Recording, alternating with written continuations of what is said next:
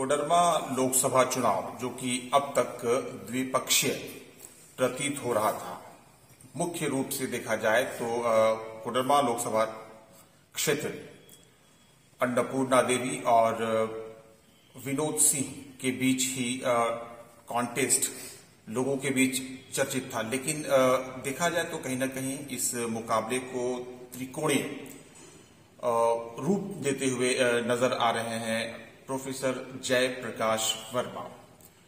क्योंकि प्रोफेसर जयप्रकाश वर्मा कोडरमा लोकसभा क्षेत्र में एक बड़े नाम हैं, जाने पहचाने नाम हैं, तो इनकी एंट्री इस पूरे लड़ाई को कहीं ना कहीं बहुत ही रोचक और रोमांचक कर देगा। सवाल यह है कि प्रोफेसर जयप्रकाश वर्मा चुनाव लड़ेंगे अथवा नहीं, ये सबसे बड़ा सवाल है। और ये सवाल फिलहाल कोडरमा लोकसभा चुनाव के तहत क्षेत्र की सभी जनता के मन और मस्तिष्क में है। सीधी बात करेंगे प्रोफेसर जयप्रकाश वर्मा से, लेंगे इनकी प्रतिक्रिया, क्या कुछ कहना चाहते हैं ये चुनाव को लेकर।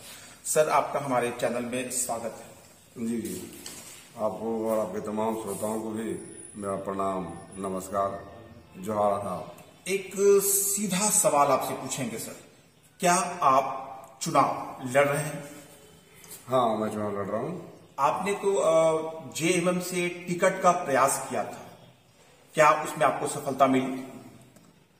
मैंने झारखंड मुक्ति मोर्चा से प्रयास नहीं किया था, झारखंड मुक्ति मोर्चा ने ही मुझे टिकट देने का बात कहा था और इसी निमित्त झारखंड मुक्ति मोर्चा के मुख्यमंत्री पूर्व हेमंत सोरेन जी ने मुझे आमंत्रण दिया और मुझे पार्टी में शामिल कराया। उन्होंने स्पष्ट कहा था कि कोडरमा में हमें एक अच्छा व्यक्तित्व, अच्छा नेता चाहिए जिसकी वहां पर पकड़ है और आप में वो तमाम प्रकार के गुण हैं। आपका 5 साल का हमने गांडे विधानसभा क्षेत्र में जो कार्यकाल रहा है, जो आपके विचार रहे हैं, विकास के लिए जो आपका मादा रहा है, जनता की सेवा के लिए जो आप समर्पित रहे हैं, इन तमाम चीजों को हमने देखा है। इसीलिए हम चाहते हैं कि आप हमारे पार्टी में आए और कोडरमा लोकसभा का चुनाव लड़ें। हम लोग आपको चुनाव लड़ाएंगे। फिर अब क्या हो गया कि टिकट जो है पार्टी आपको नहीं दे पाई? जैसा कि हेमंत सोरेन जी जेल में हैं, सबको जानता है, और जेल में रहने के कारण संवादहीनता, जिन लोगों ने भी सीट शेयरिंग का चर्चा किया या बातें की, मुझे लगता है कि कहीं संवादहीनता उनके अनुपस्थिति में रहा और गलत निर्णय लिया गया। इसमें और क्या कहा जा सकता है? अब जो वर्तमान स्थिति है उसमें क्या आप किसी पार्टी के बैनर तले या फिर निर्दलीय प्रत्याशी के तौर पर चुनाव लड़ेंगे? मैं निर्दलीय प्रत्याशी के रूप में चुनाव लड़ूंगा। क्या आपने इसकी बाकायदा घोषणा जो है वो कर दी? हाँ, मैंने तो घोषणा कर दी, 10 दिन 15 दिन पहले ही घोषणा हो गई है और बहुत सारे न्यूज चैनल में भी, पेपर में भी आया है, मेरा बयान भी आया है। हम लोगों ने घोषणा किया। हमने तो नॉमिनेशन का भी डेट बता दिया है कि मैं 1 तारीख को नामांकन करूंगा। 1 मई को आप नामांकन करेंगे? जी जी। क्षेत्र भ्रमण जो आप कर रहे हैं या फिर जनसंपर्क जो आपका चल रहा है लोकसभा क्षेत्र अंतर्गत, तो किस तरह का रिस्पॉन्स आपको देखने को मिल रहा है? जनता में बहुत उत्साह है और लोग ये भी कह रहे हैं कि आपने तो लोगों के बीच में जाके जगाया, लोगों के आप काम भी करते रहे, संगठन भी बनाते रहे, संपर्क भी करते रहे और आपकी बातों से, विचारों से, आपके द्वारा किए गए गांडे क्षेत्र में जो कर रहे हैं, उन तमाम चीजों से हम लोग बहुत प्रभावित हैं। आपका जो जनता के साथ मिलना, बात करना, जनता की चीजों को समझना, चीजों को समझ करके समाधान के लिए तत्पर होना, बेहतर प्रयास करना, तो ये हम सबको बहुत अच्छा लगता है। और हम लोग तो इस चुनाव में आपको ही सबसे मजबूत प्रत्याशी के रूप में देख रहे हैं, इसलिए हर हाल में हम लोग आपके साथ हैं। आपकी चुनाव में जीत निश्चित होगी। आपकी अपनी पहुंच, पकड़ और पैठ जो है वो किसी समुदाय विशेष तक ही सीमित है या फिर सभी धर्मों और संप्रदायों का आपको समर्थन मिल रहा है? मुझे सभी धर्म और हिंदू धर्म में जितनी भी जातियां हैं, सभी का समर्थन मिल रहा है और सभी लोगों ने ही मुझे इस चुनाव में आने का हौसला दिया है, आने के लिए कहा है।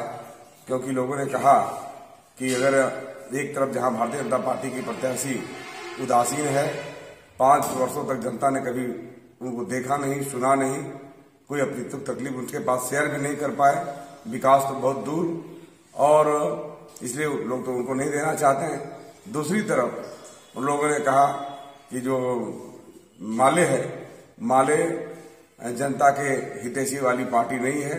माले के तमाम कार्यकर्ता लोगों का व्यवहार जनता से छिपा हुआ नहीं है। किसी भी विषय को लेकर के तंग करना, जनता को भी परेशान करना, और एक तरह का अलग ढंग का जो उनका काम करने का जो शैली है, वो शैली किसी भी जनता को पसंद नहीं है। क्योंकि यहाँ पर नेता कभी भी प्रमुख नहीं रहा है। यहाँ कार्यकर्ता अपने आप को प्रमुख बोलते हैं। वो कार्यकर्ता गलत प्रवृत्ति के हैं, ये लोग खुद कह रहे हैं, मैं नहीं कह रहा हूँ। और इसीलिए मैंने दोनों तरफ लोग कहते हैं खाई है, इधर भी खाई उधर भी खाई।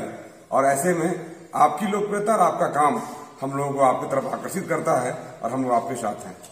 दोनों तरफ खाई की बात आपने कही है, एक तरफ कुआं एक तरफ खाई। बात चाहे जो भी हो, ये तो हो गए विपक्षी पार्टियों की बातें। बात अगर आपकी की जाए तो आपके प्रमुख चुनावी मुद्दे और एजेंडे क्या है? इस चुनाव में मैं जो सब कुछ महसूस कर रहा हूं कि एक एजेंडा तो बहुत जरूरी है। जनता के लिए विकास, जनता में जो बेरोजगारी की जो समस्या है, रोजगार के अवसर प्रदान करना। और मैंने ये देखा कि जनप्रतिनिधि का जनता से दूर होना, जनता से रूबरू नहीं होना, उनकी बातों को नहीं सुनना। जनप्रतिनिधियों का टेलीफोन कभी भी जनता के लिए उठता नहीं है। जनता इस कारण से भी आज परेशान है कि हमारे पास कुछ समस्याएं आ रही है, हम बात करना चाहते हैं, हम अपने प्रतिनिधि से कह ही नहीं पाते हैं। तो एक ये बहुत बड़ी समस्या है, क्योंकि जब तक पब्लिक को ये अपना नहीं समाधान करता हो, तो आज लोगों में इस प्रकार का भावना हम सब तरह से देख रहे हैं। और ये लोग कह रहे हैं, और लोगों ने खुद ही कहा है कि आप 24/7 अवेलेबल हैं। 24/7 लोगों की समस्या को सुन रहे हैं, लोगों के घरों में जा रहे हैं। जो भी कहीं कोई दुखी है वहां पहुंच रहे हैं, कहीं कोई समस्या ग्रसित है वहां पहुंच रहे हैं, कोई खुशहाली में बुलाता है, बर्थडे में बुलाता है, आप पहुंच रहे हैं। कहीं भी आप जाने के लिए, लोगों के साथ रहने के लिए आप एक अच्छे व्यक्ति के रूप में काम कर रहे हैं। और आपका सबसे बड़ा जो विशेषता रहा है कि 5 वर्षों तक आपने गांडे में जिस प्रकार से एक साफ सुथरा और बेदाग छवि का चरित्र प्रस्तुत किया है, भ्रष्टाचार से जो आपने लड़ाई लड़ा है, ऐसा नेता तो मुझे नहीं लगता कि झारखंड या पूरे भारत में कोई ऐसा होगा जो कहता हो कि मुझे कमीशन नहीं चाहिए। हे पदाधिकारी समझ जाओ, मुझे कमीशन नहीं चाहिए। तुमने कमीशन लिया, जनता को ठगा या जनता को गुमराह किया, तो ऐसा प्रतिनिधि तो कभी नहीं मिला है। और आपने मुक्त कंठ से सनातन धर्म और इसके विभिन्न जो जातियां हैं उनका समर्थन आपको है, ऐसा स्वीकारा है। लेकिन आपके क्षेत्र अंतर्गत जो अन्य जातियां हैं, चाहे वो अल्पसंख्यक हो, SC ST के जो और दूसरे लोग हो, उन लोगों के लिए आपके हृदय में क्या स्थान है या फिर क्या सोच रखते हैं? मेरे पास किसी भी प्रकार का भेद नहीं है। सर्वधर्म समभाव की विचारधारा से मैं काम करता हूं। पिछले दिनों भी जब मैं भारतीय जनता पार्टी का विधायक था, तो मेरे अंदर में अल्पसंख्यक समुदाय, जिसको आज भारत में मुसलमान समुदाय कहते हैं, उनके साथ मेरा प्रेम संबंध रहा। उन लोगों ने भी जो मुझे बात रखा, सड़क निर्माण के लिए, PCC निर्माण के लिए, पुल निर्माण के लिए, या उनकी कोई निजी बातें भी रखी, तो हमने सहज तरीके से उनके साथ भी खड़े हुए। और आज पूरे गांडे के मुस्लिम समुदाय इस बात को स्वीकार भी करते हैं कि जो आपने काम करके दिखाया है, जो आपने व्यवहार दिखाया है, ये हम लोग अपने नेता में भी नहीं देखते हैं, अपने जाति के नेता में भी नहीं देखते जो आप में देखते हैं। तो इस कारण से वो लोग भी मुझे चाहते हैं। अगर आप बात करें ट्राइबल की बात करें, तो हमने ट्राइबल के साथ भी काम किया है। ट्राइबल जो भी मांगे रही है, हमने मांग पूरा किया है। हमने कभी भी ये उम्मीद नहीं किया है कि ये मुझे वोट देंगे या वोट नहीं देंगे। परंतु मेरा स्वभाव है कि अगर मैं एक विधानसभा क्षेत्र का विधायक हूं, तो उस क्षेत्र में पड़ने वाले कोई भी व्यक्ति हो, किसी भी जाति का हो, किसी भी धर्म का हो, तो वो सब मेरे लिए हैं और सबके लिए मुझे काम करना है। और मैंने इसी भावना के साथ मैंने काम किया। और ये निश्चित रूप से आपको दिखता है, ये आप तो डायरेक्ट मुझे पूछ रहे हैं। आप इन बातों को गांडे विधानसभा क्षेत्र के किसी भी गांव में, किसी भी समुदाय से, संप्रदाय से आप पूछ सकते हैं, ये सच्चाई वहां आपको दिखाई पड़ेगी। हमसे बात करने के लिए आपका बहुत बहुत धन्यवाद सर। बड़ी खबर यह है कि जयप्रकाश वर्मा चुनाव लड़ेंगे।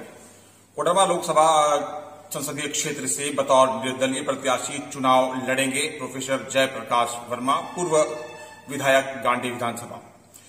इन्होंने कहा है कि चुनाव लड़ने का ऐलान इन्होंने किया है। साथ ही साथ आपको ये बताना चाहेंगे कि 1 मई को इन्होंने नामांकन यानी कि नॉमिनेशन करवाने का भी ऐलान कर दिया है।